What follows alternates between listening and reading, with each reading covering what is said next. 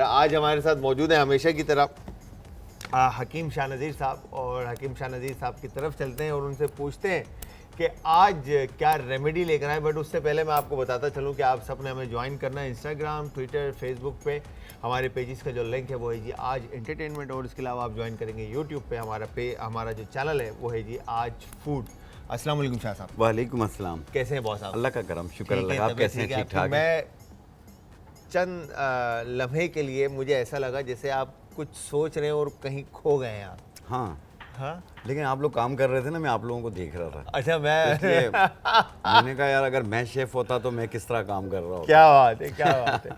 तो शाह साहब आज की क्या रेमेडी है? कुछ आज ज़्यादा मुझे लग रहा है कि कुछ ज़्यादा इंग्रेडिएंट्स नहीं है। हाँ, आज शॉर्ट इंग्रेडिएंट्स है और आज की जो रेमेडी है वो बहुत अहम है उन मजबूर लोगों के लिए जिनको प्रोस्टेट की शिकायत रहती है या यूरिन इन्फेक्शन रहता है, यूटीआई हो जाता है। हाँ, यूटीआई और इन्फेक्शन जो ये है डायबिटिक पेशेंट के साथ साइलेंट यूटीआई हो जाता है, और आम लोगों के साथ यूटीआई होती है जिसमें यूरिन बार बार आता है, रुक रुक के आता है, बर्निंग होती है उसमें, और बाद लोगों का यूरिन कंट्रोल नहीं हो रहा होता जो प्रोस्टेट की वजह से कि भागना पड़ता है उन्हें, ना जाएं तो यूरिन वैसे ही निकल जाता है। तो उसको कंट्रोल करना और प्रोस्टेट को नॉर्मल करना, आज वो रेसिपी भी बताएंगे। और इसके अलावा बाद लोगों का यूरिक एसिड बढ़ जाता है। अब यूरिक एसिड की जो बॉर्डर लाइन कहलाती है वो 7.2 कहलाती है। अब बाद लोगों का 8, 9, 10, 12 पे चला जाता है, जो बहुत ज़्यादा तकलीफ़ का बायस बनता है। पूरा जिस्म टूट रहा होता है और सुबह उठते हैं तो पाँव रखा नहीं जाता, चलने फिरने में प्रॉब्लम होती है, कभी कभी पाँव में वरम भी आ जाता है, स्वेल भी कर रहे होते हैं, पूरा जिस्म टूट रहा होता है, एक एक हड्डी में दर्द महसूस हो रहा होता है। तो आज यूरिक एसिड को कंट्रोल करना और साथ में प्रोस्टेट ग्लैंड्स को कंट्रोल करना, ठीक करना, नॉर्मल करना, इंशाल्लाह आप लोगों को ये बहुत अच्छा लगेगा। जिन लोगों को भी यूरिक एसिड बढ़ रहा हो वो कोशिश करें एक लोबिया का इस्तेमाल ना करें, चने की दाल का इस्तेमाल ना करें, हर किस्म की साग का इस्तेमाल ना करें, पालक, मेथी, टमाटर और बड़ा गोश्त इसका इस्तेमाल ना करें। कोशिश करें टिंडा, तुरई, लौकी, शलजम ऐसी चीज़ें खाएं। अच्छा, अब यहाँ पर जैसे जिन लोगों को आयरन की कमी है, ठीक है, वो लोग इन यही चीज़ें खाकर आयरन बनाते हैं, और जिनको अब ये इशू है क्या कोलेस्ट्रॉल नहीं, uric acid, uric acid, sorry I am sorry, uric acid का जिनको इशू है तो उनके लिए ये सारी चीज़ें मना है। अच्छा हकीम साहब, यूटीआई इन्फेक्शन जो आपने कहा, इसकी वजह क्या है होने की? देखें, एक तो पानी का कम पीना, दूसरा ये है कि बहुत सख्त चीज़ों का इस्तेमाल करना। बाज़ औक़ात हम रोटी खा रहे होते हैं, कुछ भी खा रहे होते हैं, उसके अंदर एक पत्थर आ जाता है मुंह में, हम थोड़ी देर के लिए वो नवाला निकाल लेते हैं, ठीक है, या तो उस हिस्से को निकाल लेते हैं जिसमें पत्थर आ रहा होता है। आप ऐसा कभी ना किया करें, आप पूरा नवाला निकाल के कुल्ली कर लिया करें, क्योंकि इसके ज़र्रात अंदर जाते हैं, ये फिर जाके यूरिन में इन्फेक्शन पैदा करते हैं। उस टाइम पे आपको पता नहीं चलता, आपने समझा नवाला निकाल लिया तो मसला हल हो गया, ऐसा नहीं। आप कुल्ली करें, मुंह को अच्छे तरीके से साफ़ करें, फिर उसके बाद दोबारा खाने पे बैठ जाएं। अच्छा, इसमें फिर मेरे ख्याल से मैंने ये भी डॉक्टर से सुना है कि इसमें हाइजीन का भी एक बड़ा वो है कि आपकी हाइजीन का भी आपने बहुत ज़्यादा ख्याल रखना है। जी, बहुत ज़्यादा ख्याल रखना है, अपनी ग़िज़ाओं का भी ख्याल रखना है। इसके अलावा जिस तरीके से मैंने कहा ना कि टमाटर, पालक, ये यूरिक एसिड में, इसमें भी आपने कुछ ऐसी चीज़ें जैसे बहुत ज़्यादा चावल का इस्तेमाल हुआ या दालों का इस्तेमाल, जिन चीज़ों में पत्थर होते हैं, कंकर होते हैं, वो चीज़ों को अवॉइड करेंगे। मतलब डस्ट और पत्थर जिनके हाँ, अंदर है। पानी का टेक ज़्यादा रखना है आपने, हर 1 घंटे बाद 1 गिलास पानी पिएं। आप जितना पानी पिएंगे उतना आपके लिए बेहतरी होती जाएगी। अगर आप पानी का टेक कम रखेंगे, ये यूटीआई बार बार होगा आपको। खास तौर पे रमज़ान के दिनों में आपको पता है पानी का इस्तेमाल नहीं होता, बाद लोगों को यही इन्फेक्शंस होते हैं, यूरिट्रिक इन्फेक्शन भी होता है, किडनी के मसाइल भी आ जाते हैं। तो आप इफ्तारी के बाद से हर 1 घंटे बाद आधा आधा गिलास पानी पिया करें। और इसके अलावा आज के मौसम में, जैसे अभी तो रमज़ान नहीं है, लेकिन आपने हर 1 घंटे बाद 1 गिलास पानी, आधा गिलास पानी, इस तरह करके पिएंगे तो रात तक आपके 12-13 गिलास हो जाएंगे। और पानी का जिस तरह से लास्ट टाइम हमारी बात भी हुई थी कि पानी को आपने बॉईल करना है, और बॉईल करने के बाद आप उसको बेशक ठंडा करके पिएं, मगर बॉईल करना ज़रूरी है। मिनिमम भी उसको एक से 2 जोश दें और उसके बाद पानी को आप पिएं। बिल्कुल शेफ़ जलाल, इसमें यह है कि पानी गर्म करने का तरीका ये है कि स्टील का बर्तन होना चाहिए आपके पास, और उसे 15 मिनट उबाल लें, आपका पानी साफ़ हो चुका है, पानी साफ़ हो जाएगा। बिल्कुल 15 मिनट कम से कम फिर उबाल उसको लें, रेस्ट दे के आप रेस्ट बेशक दे फिर इसे उतार के ठंडा करके फिर बॉटल्स में भर के आप फ्रिज में रख सकते हैं। ये एक साफ़ सुथरा पानी होता है, जो कि आप जो फ़िल्टर वाले पानी ख़रीदते हैं ये उनसे लाख दर्जे बेहतर है। बेहतर है। ये एक्सरसाइज अपनी लाइफ के अंदर आप ऐड करें। अच्छा, दूसरा मेरा जिस तरह से आपने बताया यूरिक एसिड, अच्छा यूरिक एसिड होने की वजह क्या है? यूरिक एसिड होने की वजह यह है कि बहुत ज़्यादा मुरगन ग़िज़ाएँ खाना, बाहर की चीज़ें खाना और बेतहाशा कैल्शियम्स का इस्तेमाल करना, बेतहाशा आपका जैसे मैंने कहा ना लोबिया, पालक, मेथी ये चीज़ें खाना या बाहर की चीज़ें खाना, तो उससे हो जाता है। और बाज़ लोगों के अंदरूनी तौर पे वीकनेस बहुत ज़्यादा होती है, वो बहुत जल्दी यूरिक एसिड बढ़ जाता है। बाज़ लोगों का ये चीज़ें खाने के बाद भी अपने आप को कंट्रोल में रखते हैं। मेन चीज़ ये है कि पानी का टेक वो सही रखते हैं, पानी का टेक सही अपनी रखते हैं लाइफस्टाइल को और थोड़ा सा लाइफ तब्दील स्टाइल करें। को, हाँ, और फिर वर्कआउट उनकी लाइफ के अंदर होता है कि वो एक्सरसाइज एंड रनिंग और ये सारी चीज़ें। अब एक चीज़ होती है किडनी में पथरी का हो जाना। बिल्कुल। जब पथरी हो जाती है तो जाहिर बात उसमें भी यूरिक एसिड बढ़ रहा होता है। याद रखिएगा, जिन लोगों को भी किडनी में पथरी की शिकायत हो, वो एक दाल मिलेगी आपको पंसारी की दुकान से, कुल्थी की दाल। कौन सी? कुल्थी। कुल्थी। हाँ, कुल्थी की दाल। या कुल्थी की दाल ले लें, उसका आधा कप लेके उसे 5 गिलास पानी में भिगो दें रात को, और सुबह के टाइम, सख्त दाल होती है, सुबह के टाइम फिर इसको पकाएं आप। फिर सुबह पका के उतना पकाएं कि वो नरम भी हो जाए और थोड़ा पानी रह भी जाए। आप वो दाल खा लें, उसका बचा हुआ पानी पी लें, फिर रात सुबह भिगो दें, फिर रात को उसको पकाएं। इसी तरीके से दिन में 2 बार ये अमल करें और पानी का टेक ज़्यादा रखें। ये पथरी रेज़ा होकर निकल जाएगी। और साथ में अगर उसका नेफ्रोसिस आ रहा हो, जैसे रेत के ज़र्रात आ रहे हो, ये वो भी ख़त्म करती है। क्या बात है, क्या बात है। कुल्थी के दाल, फिर आप ये सुन लें, कुल्थी के दाल आधा कप 5 गिलास पानी के अंदर रात को भिगो दें, रात को भिगोना है और सुबह के टाइम उसको पकाना है। मतलब आपने मिनिमम 8 घंटे से 10 घंटे उसको पानी में सोख करके रखना है। जिस तरीके से आप आम चने को भिगो देते हैं, वो सख्त होते हैं ना वो, तो इसलिए इसको भी भिगोना पड़ता है। सही है। आप देखिएगा ये पथरी को निकाल देती है। अच्छा, चने में बॉइलिंग उसको नरम करने के लिए सोडा ऐड होता है, तो इसमें कुछ भी ऐड नहीं करना है। ऐसा ना हो कि आप पता चले सोडा ऐड करके उसको बोले कि नरम हो जाए खाने में, वो बगैर सोडे के जो है ना आपने उसको नरम करना है। और जिन लोगों को भी यूरिक एसिड बढ़ रहा हो, यूरिक एसिड को कंट्रोल करने के लिए परहेज तो हम बता चुके हैं, लेकिन इसकी रेमेडी है कि ये आपने एक गिलास पानी लेना है, उसमें 1 चाय वाला चम्मच तुख्म करफस। तुख्म करफत? जी हाँ, करफस। करफ्स भी कहते हैं। करफस ये अजवाइन की तरह होते हैं, लेकिन ये अजवाइन नहीं होती है। मैं बिल्कुल यकीन जानिए कि मैं इसको अजवाइन समझ रहा था। ये अजवाइन से बारीक होती है, थोड़ी होती वही नस्ल है ये। इसकी 1 चाय वाली चम्मच ऐसे 1 गिलास पानी में डालें, रात को डालना है। और ये एक बूटी आती है सरफूका, थोड़ी सी कड़वी होती है ये भी 1 चम्मच इसी तरह डाल के आप रात को भिगो दें। रात भर पड़ा रहे पानी के अंदर, सुबह के टाइम पे इसे छान के ये पी लें आप, 1 टाइम रोज़ाना। इंशाल्लाह ताला आप कुछ अर्सा यूज़ करेंगे, महीना 2 महीना यूज़ करें और परहेज़ करें साथ में, जो चीज़ें आपको बताई हैं। इंशाल्लाह आपका यूरिक एसिड जो है 5 पॉइंट से भी नीचे आ जाएगा। क्या बात है, इतना कंट्रोल हो जाएगा। इसको कितने टाइम के लिए यूज़ करना है? महीना 2 महीना इस्तेमाल कर लें और उसके बाद आप अपना टेस्ट करवा लें। जब कंट्रोल में आ जाए आप इससे रोक दीजिए। फिर आइंदा एहतियात कीजिएगा कि आपने बहुत ज़्यादा इन चीज़ों का, जैसे मुरगन ग़िज़ाएँ हो गई और जैसे लोबिया, पालक, मेथी हो गया, इसका इस्तेमाल कम करना है आप। मतलब और जिन लोगों को आयरन की कमी यानी खून की कमी हो जाती है, वो 1 चुकंदर को कद्दूकश कर लें, 1 कप दही में डाल के दोपहर को खाने के बाद रोज़ाना लें। जिन लोगों को भी खून की कमी की शिकायत हो तो वो 1 चुकंदर को कद्दूकश कर लें, 1 कप दही में डाल के दोपहर को खाने के बाद लें।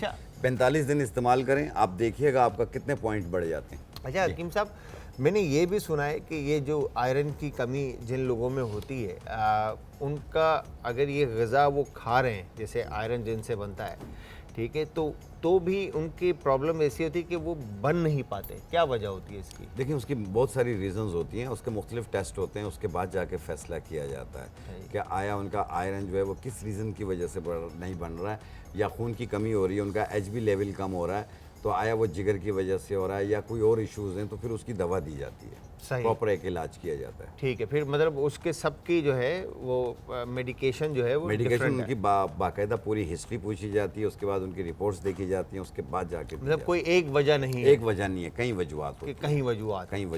ठीक है हकीम साहब। अच्छा, तो नेक्स्ट इसको फिर इसके अलावा कोई और फार्मूला है? देखिए, सबसे बेहतरीन है आपका यूरिक एसिड, इससे कंट्रोल होगा। और यूरिक एसिड जब कंट्रोल होगा तो आपकी तबीयत एक्टिव हो जाएगी।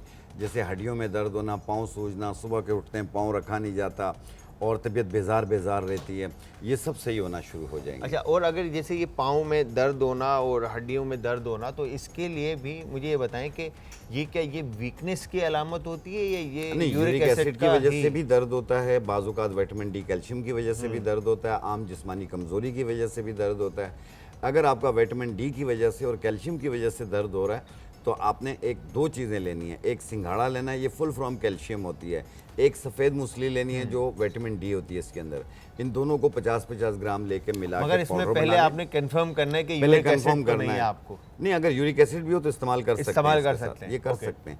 वो जो चुकंदर वाला मैंने मशवरा दिया, जिनको खून की कमी है वो भी कर सकते हैं। ओके। हाँ, इसका कोई नुकसान नहीं है। लेकिन बाकी चीज़ों में, जैसे आप सब्जियों में जाएंगे तो फिर अवॉइड करेंगे आप पालक या साग वगैरह ये चीज़ों को। इसमें आयरन तो ज़्यादा होती है, लेकिन ये यूरिक एसिड बढ़ा देती है। ओके। तो मैं बता रहा था कि कैल्शियम और विटामिन डी का, तो सफ़ेद मूसली और सिंगाड़ा ये दोनों 50-50 ग्राम लेके मिला के पाउडर बना लें। एक चाय वाली चम्मच सुबह, एक चाय वाली चम्मच शाम, एक कप दूध के साथ इस्तेमाल करें और ये कम से कम महीना 40 दिन यूज़ करें। आप देखिएगा विटामिन डी भी आपका 26 से 30 होगा और कैल्शियम आपका 10 पे आ जाएगा पूरा इंशाल्लाह। और ये सिंघाड़ा तो इतनी ज़बरदस्त है, वाटर चेस्टनट इसको इंग्लिश में मेरे ख्याल से कहते हैं, ठीक है, वाटर चेस्टनट। इसके आप सैलड्स बनाकर लंच टाइम के ऊपर आप इसका इंटेक रखें, इवनिंग के अंदर आप इसका इंटेक रखें, मगर लंच टाइम पे ज़्यादा रखें तो वो होता ये है कि वो डाइजेस्ट होने में उसको टाइम मिल जाता है, ठीक है। तो वाटर चेस्टनट तो बहुत ज़बरदस्त है। और इवन कि अब तो फ्रेश मेरे ख्याल से ये यहाँ पे ठेलों पे जो है सर्दियों में ये फ्रेश आ जाता है। फ्रेश आ जाता है, आमतौर ब्लैक पे कलर ये का होता है। हाँ, पंसारियों के पास सूखा हुआ मिलता है, उसे आप खुद पीस लें, पाउडर बना लें और उसे आप दूध में मिला के इस्तेमाल करें। और हकीम साहब की शॉप से जो है ना वो सूखा हुआ जो है ना वो इजीली मिल जाएगा। प्रोस्टेट ग्लैंड्स और यूटीआई, जी। यूरेट्रिक इन्फेक्शन, इसको ठीक करने के लिए और प्रोस्टेट ग्लैंड्स को ठीक करने के लिए, जिन लोगों को भी यूरिन रुक रुक के आता हो, यूरिन में जलन रह रही हो, यूरिन कंट्रोल नहीं हो रहा हो, ये उनके लिए, सबके लिए बेहतर है ये। तो उसके लिए आपने लेना है ये गोखरू बूटी, गोखरू बूटी, ये लेना है आपने 1 चम्मच, ऐसे 1 गिलास पानी में डालेंगे। ठीक है। तुख्म खरबूजा, तुख्म खरबूजा, जी हाँ, खरबूजे के बीज छिलके वाले लेने हैं आपने। छिलके वाले, ये भी 1 चाय वाली चम्मच 1 गिलास पानी के अंदर रात को भिगो दें, इस तरह रात भर पड़ा रहे।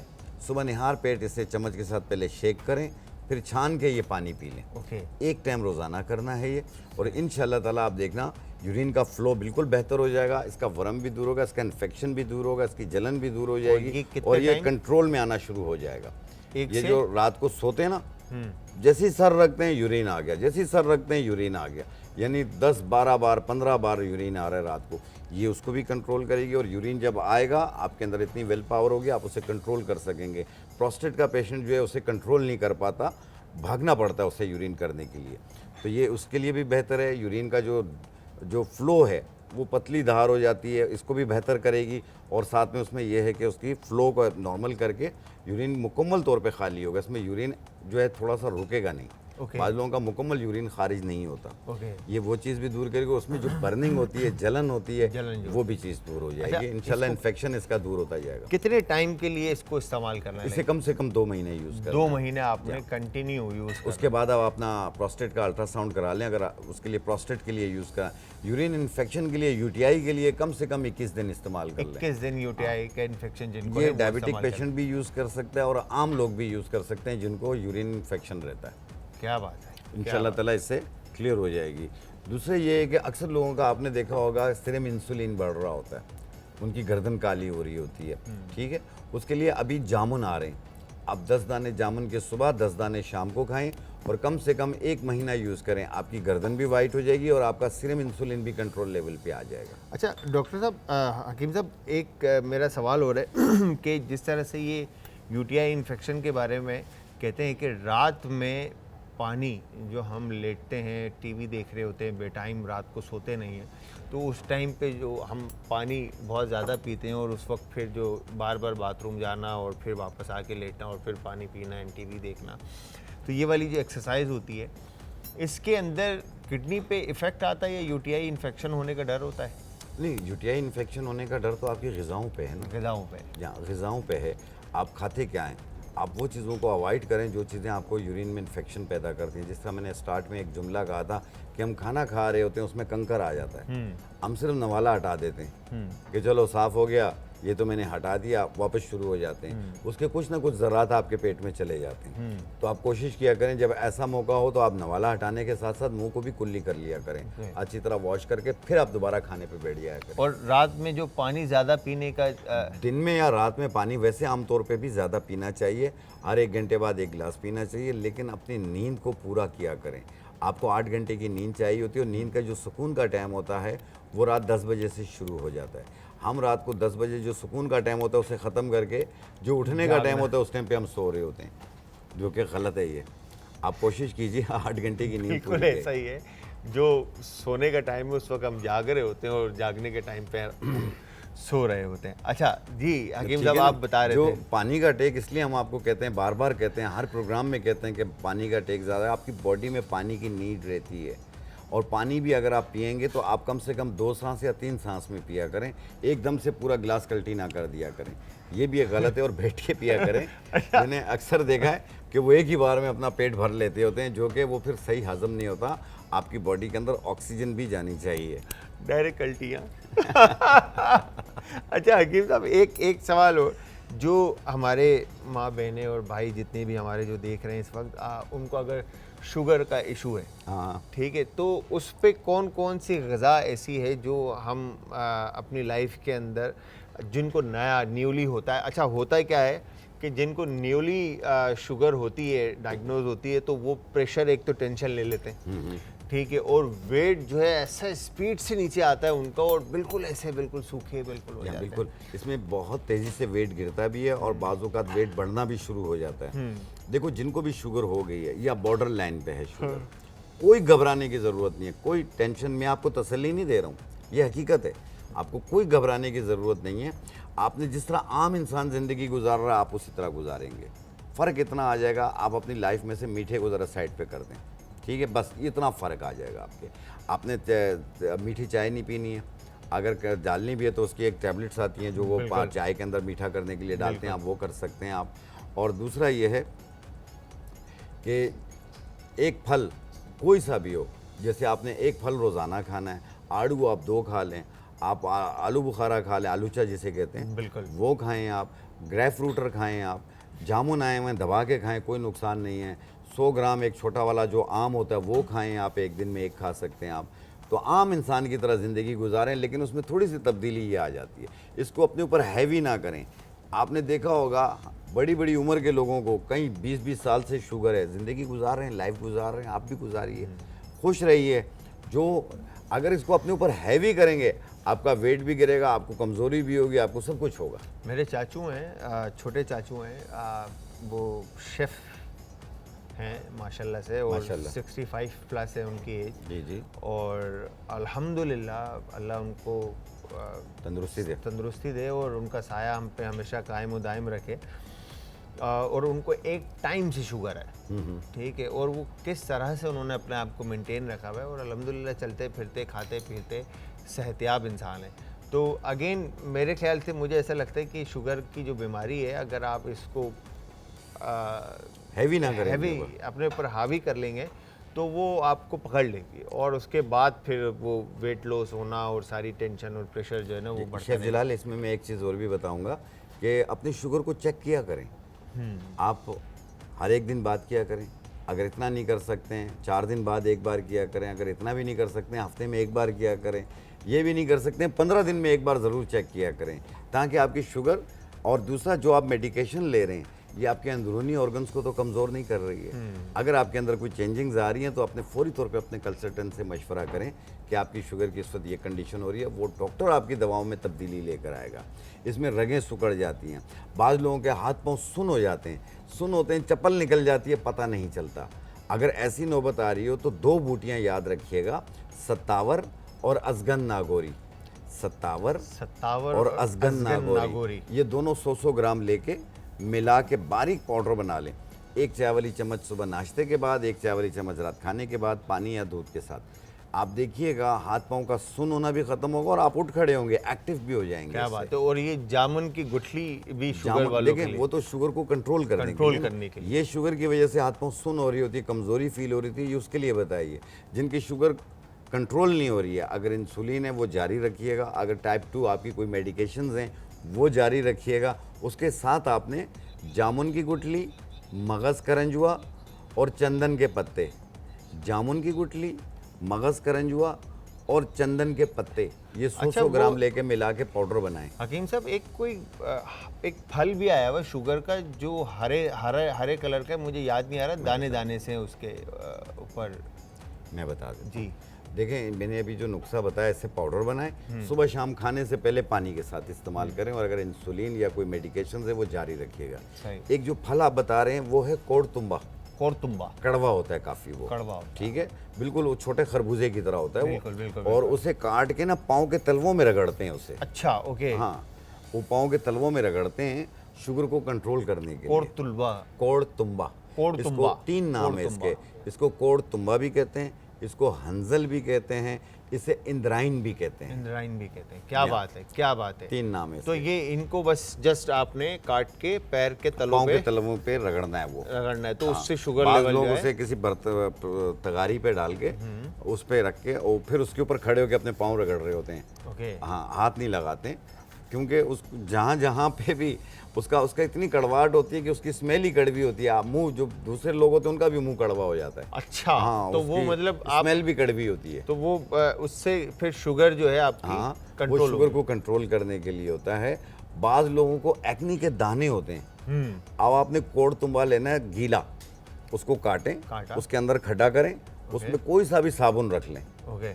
और इसे वापस बंद करके धागा लपेट लें, और उसे 1 हफ्ते के बाद उसे निकाल लें आप। साबुन को। हाँ, उस साबुन को निकाल, इससे चेहरा धोएं, आपके दाने खत्म हो जाएंगे चेहरे के। अच्छा, जी हाँ। मतलब इतना ये है, इतना मतलब effective है उसका ये। effective है। क्या बात है। तो ये जितने भी लोग एक्नी को लेकर परेशान हैं, उनके लिए तो ये बेहतरीन है कि कोड़तुम्बा लेकर कट इन 2 और फिर होलो करके उसमें आपने सोप और कवर करके 1 हफ्ते के लिए रखना है, और उसके बाद निकाल कर आपने उसको इस्तेमाल शेख करना जलाल, है। मैं रास्ते में था तो मुझे एक कॉल थी कि वेरिगोन्स वेंस, रगों का गुच्छा बन जाता है टांगों में, खवातीन और मर्द सबके।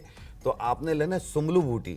सुमलू बूटी, इसको पाउडर बनाएं, आधी चम्मच सुबह, आधी चम्मच शाम पानी के साथ 1 महीना यूज़ करें, ये रगों का गुच्छा ख़त्म हो जाएगा। ठीक है हकीम साहब, थैंक यू वेरी मच, बहुत बहुत शुक्रिया आपका। आप आए और आपके साथ टाइम जो है वो ऐसे ही गुजर जाता पता ही नहीं हमेशा। चला। हाँ बिल्कुल। तो इजाज़त चाहते हैं आपसे।